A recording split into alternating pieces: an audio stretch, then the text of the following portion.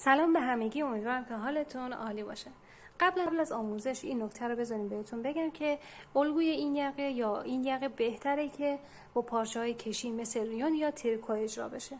حالا با پارچه‌های دیگه نه که غیر ممکن باشه، ولی بهتره که با پارچه‌های کشی باشه که نیازی به زیپ یا دکمه و اینا نداشته باشه. بعد از اینکه الگوی بالا تنتون رو آماده کردین، بذارین جلوی روتون رو با من جلو بریم. اول خط بالای شونه رو من میکشم. از اونجایی که این یقه باید کیپ گردن باشه، من روی این خط شونه نیم الی 1 سانت میام داخل. دوباره همون اندازه میرم به بالا. قرار این قسمت هلال بشه. اما من میخوام یقم 3 سانت، 4 سانت یا 5 سانت برگرده. بستگی به سلیقه خودتون داره. چند سانتی که میخوان یقتون باشه از این خط میریم بالا.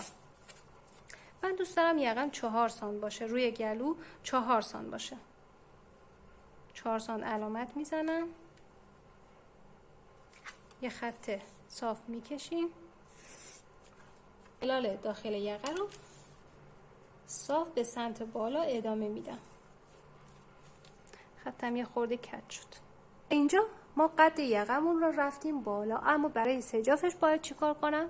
دوباره همین اندازه میام بالاش علامت میزنم. این 4 سانت دیگه میرم بالا به عنوان سجافش که قراره برگرده به داخل.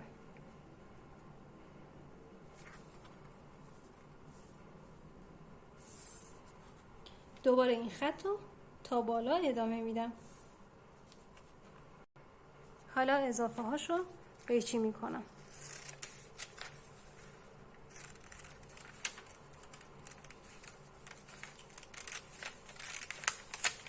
اینم از الگوی یقمون.